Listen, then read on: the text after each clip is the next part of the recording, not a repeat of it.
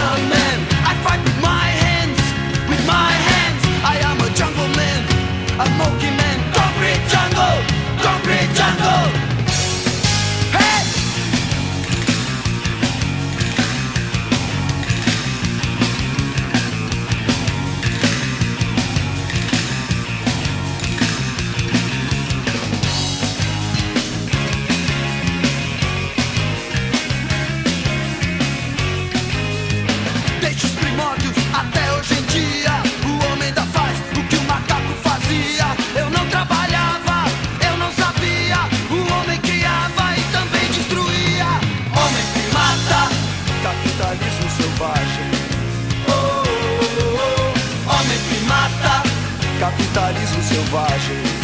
Oh, oh, oh. Eu aprendi, a vida é um jogo, cada um por si e Deus contra todos. Você vai morrer e não vai pro céu, é bom aprender, a vida é cruel. Homem primata, capitalismo selvagem. Oh, oh, oh. Homem primata, capitalismo selvagem. Bom, eu sou o Carlos, também faço parte da minha Felicia, do Alexandre, também estou no 7º semestre, tá? E essa cadeira do estágio 3 também é uma cadeira obrigatória, que a gente tem que passar por esse processo de dar aula, de a gente conhecer a sala de aula, de a gente desenvolver a temática de vocês, né? A gente aprende mais do que ensina, né? A verdade é que a gente está passando por esse processo, né? Boa tarde, pessoal. Boa tarde. Bom rever, vocês com essa turma que eu vim aqui, mas totalmente diferente, mas mas é bom estar aqui de novo, tá? Me chamo Alexandre, né? Faço parte da equipe. Como já foi falado, a gente faz o 7º semestre de filosofia, se Deus quiser a gente se gradua esse ano, né? Passa no concurso também esse ano. Vem na aula aqui. Se Deus quiser a gente vem dar aula aqui. Mas aí, pessoal, a nossa proposta é realmente falar sobre a propriedade privada, algumas subcategorias dela, tá? E aí, com o Messias e o Carmen reforçar, a gente vai bater um papo, saber um pouco de vocês, o que vocês entendem sobre o que a gente vai falar, tá? Beleza? E rolar uma troca de ideia, tá? Já tá filmando, né? Aí? Então vamos começar. Boa tarde, pessoal. Boa tarde. Eu queria só, para começar, fazer uma pergunta a vocês, né? Vocês sabem o que é a propriedade privada? Não. Ninguém tem noção do que é a propriedade privada? Não? Propriedade. Alguma coisa pessoal, alguma coisa pública ou alguma coisa pessoal. Tipo, opa, já falou, galera do mundão sempre garantido, né? Ó, existe a diferença entre uma coisa pública e uma coisa privada, né? Já vou com isso. Por exemplo, meu óculos, ele é público ou é privado? Privado. É meu, né? Professor, esse negócio de propriedade privada é interessante, né? É massa, né? Massa não gira em ti, meu telefone, é público ou é privado? Privado. Cara, propriedade privada é uma coisa boa, né? Massa, interessante. Pra quem tem, né? Pra quem não tem, é ruim. Já não é tão interessante, é? Não. Eu tenho algumas informações, galera. Pra gente conversar. Tem um pouco tempo, e às vezes vocês falam isso, certo? Vocês sabem que 11 pessoas morrem no mundo a cada minuto. Ou seja, o minuto tem 60 segundos, então vamos tirar uma média que morre a cada 6 segundos uma pessoa morre de fome. Morre de fome por quê? Porque não tem comida, né? Porque não come. Se morre de fome é porque não come. Mas não come por quê? Porque não tem comida. Porque a comida, ela é pública ou ela é privada? Privado. Primeira coisa, comida não é comida, né? A comida é uma mercadoria. Você só come se você compra. Você só compra se você paga. Como a mercadoria, ela é privada. Então a comida é uma propriedade privada. Logo, não é para todo mundo. Por isso, a cada 6 segundos morre uma pessoa de fome no mundo. Não sei o que eu estou falando, não. Esse dado é da ONG Poder 360 Graus. Está na internet. O estudo está na internet. A ONU também falou alguma coisa sobre isso.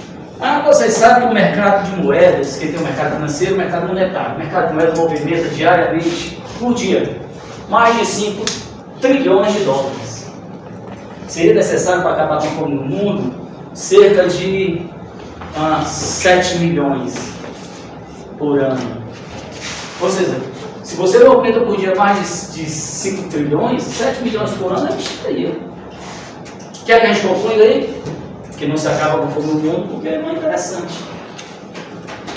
Porque não se quer. Percebe? Então a propriedade privada já não é tão interessante assim como no começo, né?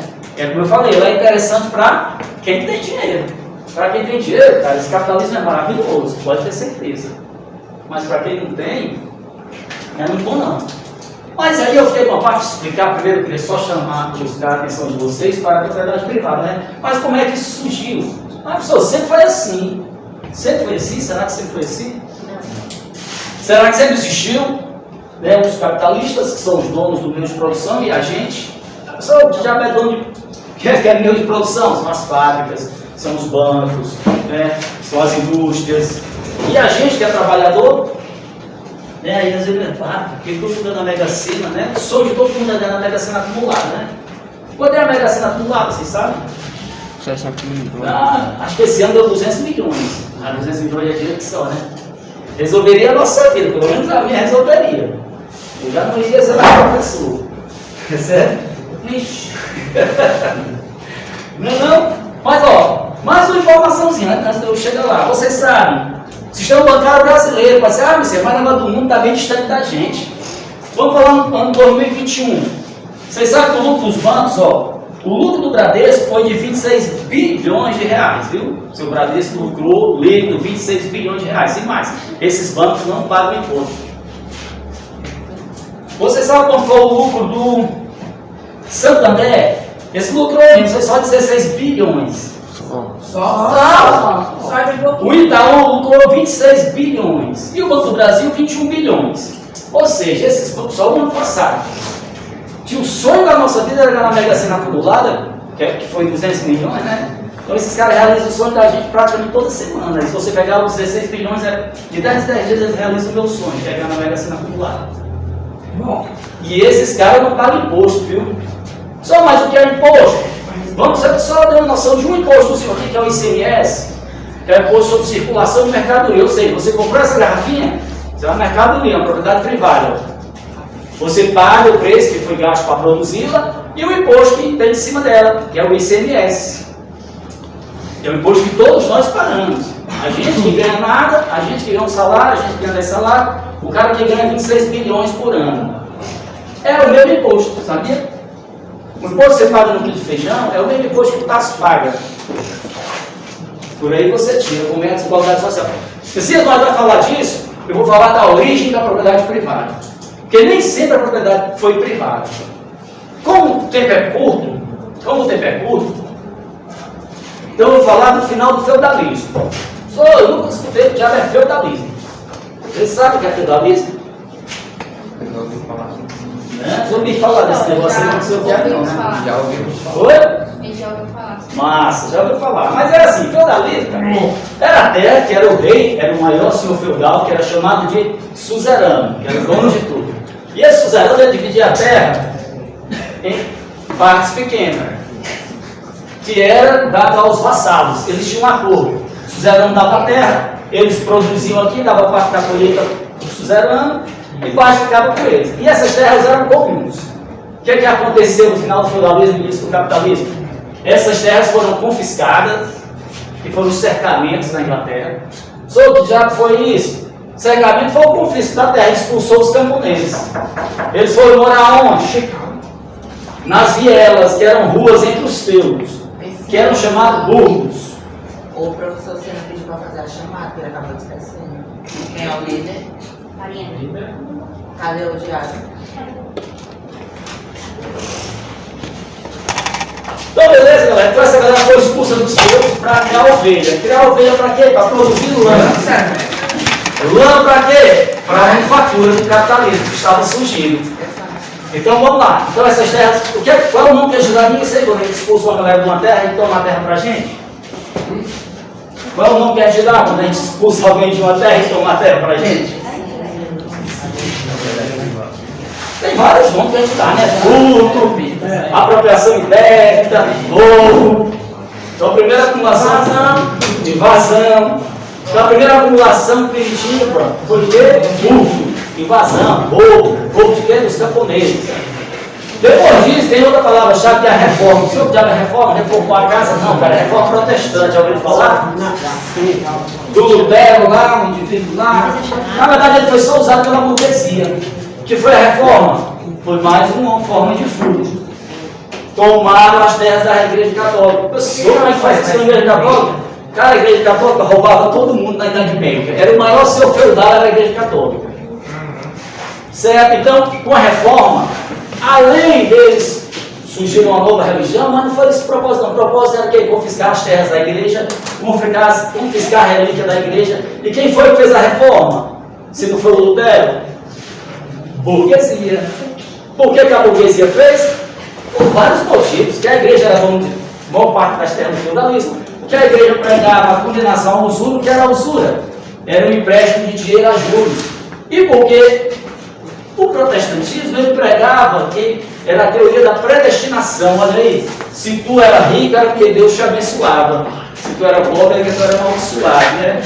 Então lascado, né? E a mesma ideologia que a galera prega aí, os neopentecos, com todo respeito se alguém for neopenteco aqui, que é a ideologia da... É a ideologia da... É igual a predestinação, se tu é rico, tu é abençoado por Deus, é a ideologia da prosperidade. Né? Se está prosperando é porque Deus está abençoando. Nunca na vida, viu? Mas aqui foi também. Então, mais uma forma da acumulação primitiva. Reforma protestante, tomar as terras da igreja, confiscar tudo. A última forma, que já foi um pouquinho depois, só para eu concluir, que foi o que? As grandes navegações, ou seja, o colonialismo. Escravizamos a África, escravizamos as Américas. Né? Dizimamos os índios, viu? Nos Estados Unidos a gente foi tudo dizimado. No Brasil a gente nem lembra que tem índio, né? Até para a Constituição entrou um dia desse, porque até então ninguém... Tem os movimentos aí, né? Movimento negro, movimento LGBTQIA+, movimento feminista, ninguém fala no movimento indígena. É como se não tivesse índio. Né? Porque os caras, realmente eles estão fora do capitalismo. Realmente a resistência fora do capital é o movimento indígena. Aí tem os movimentos zapatistas. Então, vou falar só desses três tópicos. Então, todo o início da propriedade privada, ela foi o quê? Roubo, furto, espoliação, guerra, foi tomada. Percebe? Esse é o início da propriedade privada. Rousseau fala lá no livrinho, olha o meu tempo. Rousseau fala lá no livrinho que é a origem da desigualdade social. Que o problema da humanidade surgiu quando o indivíduo cercou um pedaço de terra e disse assim, isso aqui é meu, isso aqui é propriedade privada. Pesquisa, mas ninguém fez nada contra isso não. Só para concluir, para a gente saber a origem. Antigamente, cara, existia o direito divino, não existia direito civil. O direito civil é o direito de defender minha propriedade contra a sua invasão, contra o seu roubo, contra o seu furto. Só existia o direito penal, que vinha lá das tribos. Ora, com o cercamento, a reforma protestante e as navegações, criou essa necessidade de defender essa propriedade privada. O que é que acontece? Tira o direito divino, cria-se o Estado, e aí foi o nascimento do Estado moderno, para defender a minha propriedade. E aí o que os caras criam? O direito civil, baseado no direito positivo romano. Direito civil serve para quê? Para proteger a minha propriedade. Primeiro para legalizar, porque não vai ser mais roubo, agora é privada, é minha. Antigamente, a terra era de todo mundo. Deus criou a terra para os homens. Então, vocês só se apossavam na terra. Ainda hoje tem o uso capião. Você se aposta na terra, você passa 30 anos, a terra é sua. Antigamente era assim, não tinha nome. Aí, depois das invasões, do cercamento, das guerras, criou-se o direito civil, né, que é baseado no direito romano, para legalizar, legitimar e defender a minha propriedade privada. Aí é a origem, o nascimento da propriedade privada. E aí vai se desenrolando, cria-se o Estado, cria-se a polícia, cria-se a escola, cria-se eleições. São as ferramentas que o capital usa para permanecer no poder. Mas toda a origem vem daqui. Vem de onde? Vem de roubo, vem de saco, vem de furto. E aí vai caminhar até onde a gente chegou hoje, né? E tem uns caras que tem tipo esse Elon Musk aí. O cara tem dinheiro para acabar com a fome no mundo 7 vezes. Mas será que tudo isso foi Deus que deu para ele? Foi ele que herdou? Não, cara, a burguesia, todo o dinheiro, toda a origem da burguesia, que não somos nós, vem daqui, ó. De roubo, de furto, de saque. Esse é a origem da propriedade privada. Essa propriedade privada a gente nem tem, né? Que a gente foi roubado lá no passado. E aí eles não tem vergonha de ser pobre. Não, tem orgulho de ser pobre, mas minha classe foi toda roubada. Foi toda espoliada. Não acho que essas figuras são melhores do que eu, não, porque eles roubaram. A origem da propriedade privada é o roubo, é o furto. Certo? Essa é a minha parte. Beleza? Alguma dúvida, galera, sobre isso? Não. Massa. Bom, pessoal, boa tarde. Boa tarde. Vou só fazer um início aqui.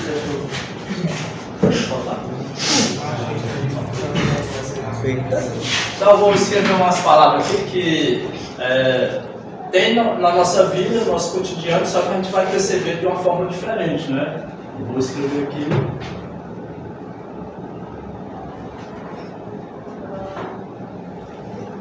Proletariado. Vocês já ouviram falar essa palavra aqui? Não. Mas vocês todo dia percebem, só que eu vou fazer uma dinâmica de uma forma que vocês vão começar a ter um microscópio, uma visão mais centrada. Agora essa aqui eu acho que vocês conhecem. Burguesia. Pronto, vocês conhecem, né? Essa palavra aqui, ela é quase o oposto aqui, mas só que tem uma história. Eu vou só fazer uma dinâmica bem rápida. Quando nós chegamos em casa, muitas vezes, até às vezes a gente percebe que nossos pais saem muito cedo e chegam muito tarde, né? Passam boa parte do tempo trabalhando, ou seja, fazendo alguma coisa do tipo que ganha um salário, que no final do mês tem um sustento para nós. Então, nossos pais, eles se encaixam nessa primeira palavra aqui que a gente vai conhecer hoje, que é o proletariado. Que é isso? É todo aquele que não tem uma propriedade privada, aquele que não tem um meio de produção, mas que usa a sua força de trabalho todos os dias para poder ganhar um salário. O que é que a gente vai conseguir enxergar nessa palavra aqui cotidiana? Porque tem essa aqui, que ela é mais rica do que essa, que a burguesia ela trabalha mais do que essa, ganha mais do que essa, mas a gente sabe que não tem a mesma quantidade de dinheiro suficiente. Quem é que trabalha mais? Não é o proletariado, que é os nossos pais, a gente vai ser da classe proletariado. E a definição dessa palavra é que ela não tem nenhum dono de meio de comunicação, não é dono de empresa, não é dono de nada, mas necessita da empresa para trabalhar, necessita dos meios de produção para poder ganhar o dinheiro. Então essa palavra ela vai acabar se encaixando na nossa vida porque a gente vai ser no futuro proletariado, não na burguesia. Nós conhecemos isso aqui porque os meios de comunicação é interferência da burguesia. O jornal que a gente lê todos os dias a interferência da burguesia, ela coloca tudo que ela quer para poder amarrar essa classe aqui, que é o proletariado.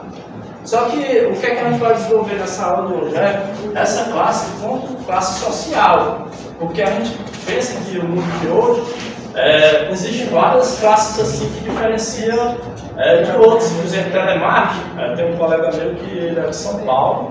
E hoje ele trabalha 6 horas e leva um pet um cachorro para dentro do trabalho dele e ele diz que é uma sensação de liberdade. Mas na verdade o cara, ele trabalha 2 vezes, ele trabalha criando o cachorro dele lá dentro, dando ração e tudo, e enfrentar um trabalho exaustivo, que é atendimento diário da telemarketing, atender, solucionar problemas, essas coisas.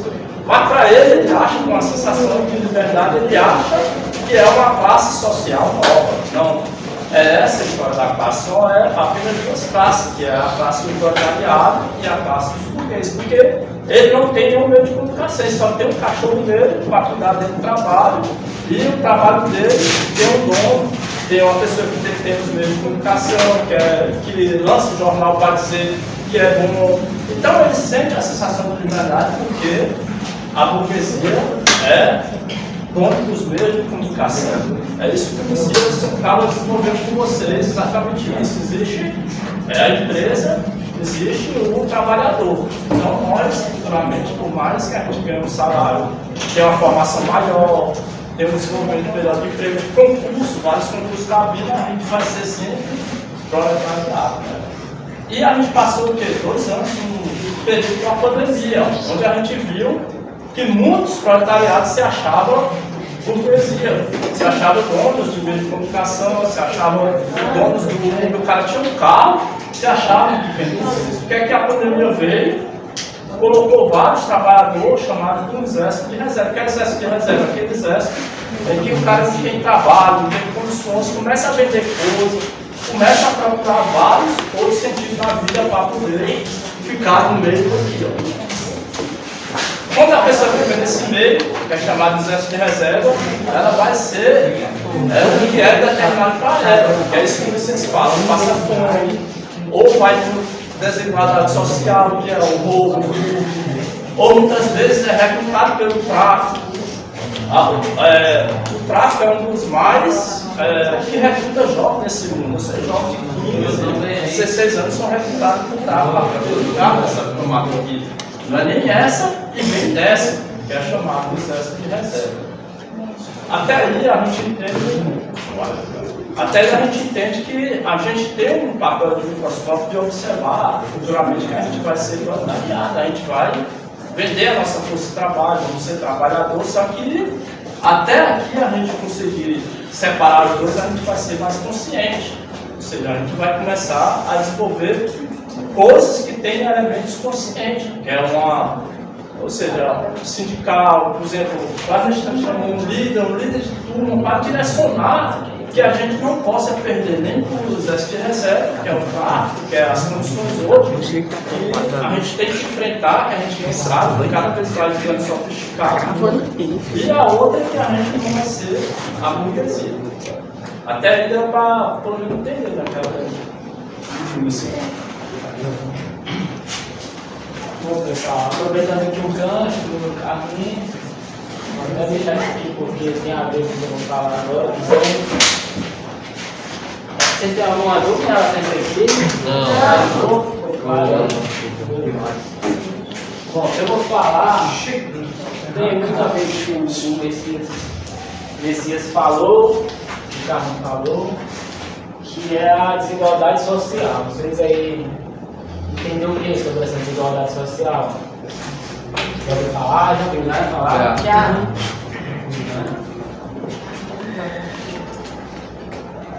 Tem alguma ideia do que é a definição da desigualdade social? O que seria? Assim, bem, tipo assim, bem simples mesmo. Vocês A acham? desigualdade das classes sociais. Por aí. Tem a ver com desigualdade, claro, mas assim, é um efeito de uma diferença econômica de certos grupos de pessoas em relação a outras, tá? Que normalmente essa desigualdade social, ela é resultante justamente dessa relação aqui, de uma relação social, que também passa por uma relação de trabalho também, que é fruto de, primeiramente, de um princípio chamado exploração. Tá? Exploração, por que essa palavra exploração? Eu vi até um bicho aí, né? Mas eu estou aplicando até o eufemismo, porque a gente poderia falar outras formas também de exploração, né? Tipo a escravidão e tal, trabalho precário. Então, uma forma de exploração dessa relação proveniente da burguesia e do proletariado, e que essa exploração, ela ocasiona o acúmulo de capital. E aí, o que seria esse acúmulo de capital, pessoal? Esse acúmulo de capital era o que o Carlin estava falando, em que determinado grupo de pessoas acumula dinheiro, bens materiais, em detrimento, em função, em comparação a outros, entendeu? Isso de forma bem exagerada mesmo, entendeu? E assim, desse acúmulo aqui, vai se derivar outros problemas também, que um deles é justamente a desigualdade social, tá? Então, essa diferença econômica que um tem em função do outro, muitas vezes proveniente proveniente dessa exploração de trabalho e de apropriação, que foi o que o Messias falou, apropriação em que um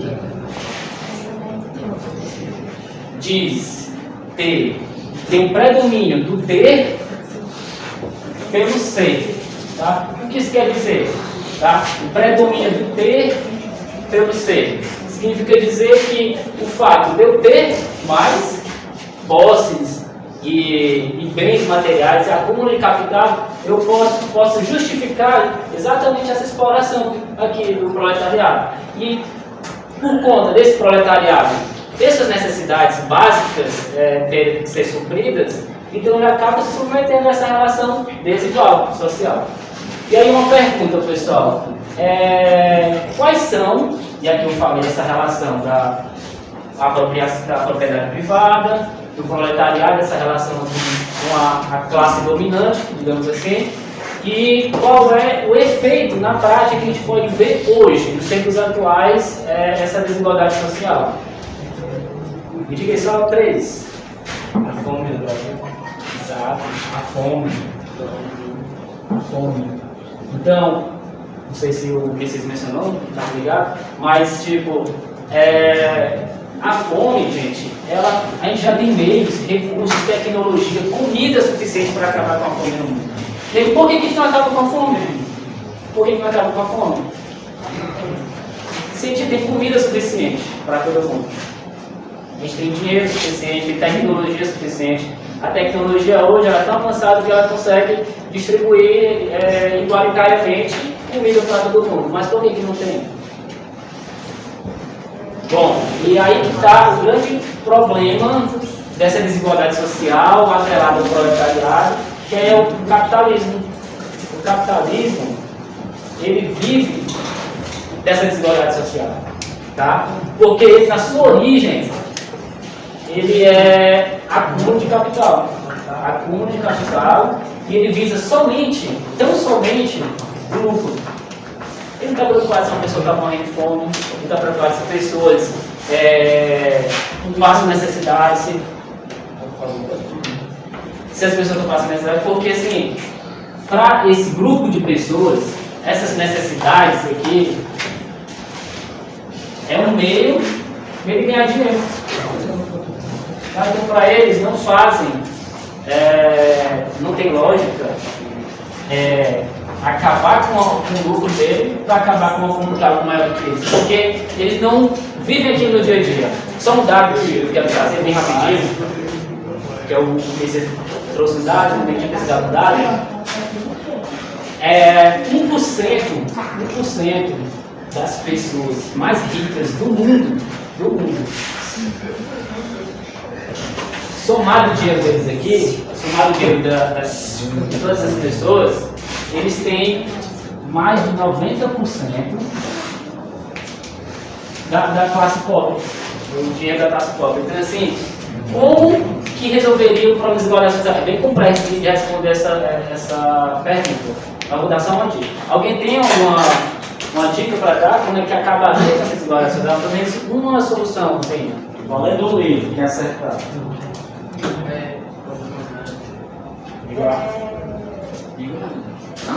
Arrisca aí, brother, arrisca. Assim, ó, são vários fatores, mas eu queria só um elemento, um componente que seria o pontapé inicial. Acabar com fome seria o resultado da implementação desse meio. Por exemplo, no Brasil, 33 milhões de pessoas passam fome atualmente. Esse dado eu pesquisei, 33 milhões da população brasileira passam fome. 125 milhões não se alimentam adequadamente no Brasil. Esse dado eu pesquisei hoje também. 30% desses 120 milhões são indígenas. O que a gente poderia fazer para melhorar, para resolver isso? Vou ler no livro meu, meu primeiro livro.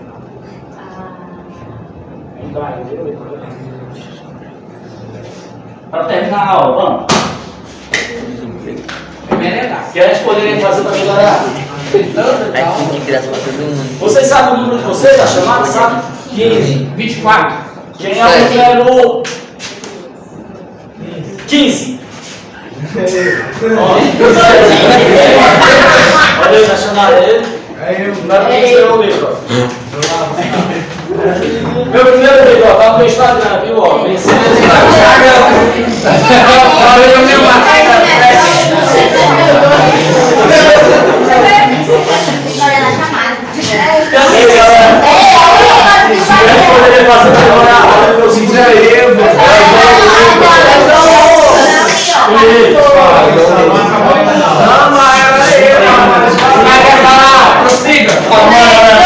a gente terminar a aula, ó. Diga aí o que a gente poderia fazer para melhorar isso aqui? Desemprego. Desemprego. Não, desemprego pioraria.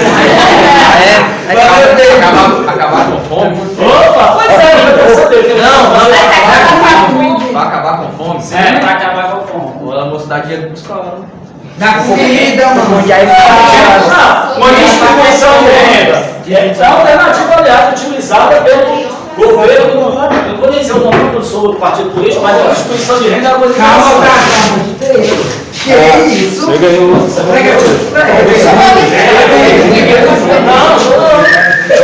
Pode parar, pode. Acabou a aula? Pode parar, porque tô com. Bora, galera, mais uma, tem mais dois anos na guerra hoje.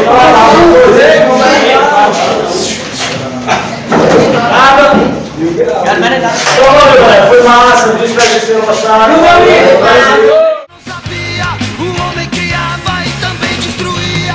Homem que mata, capitalismo selvagem. Oh, oh, oh, oh. Homem que mata, capitalismo selvagem.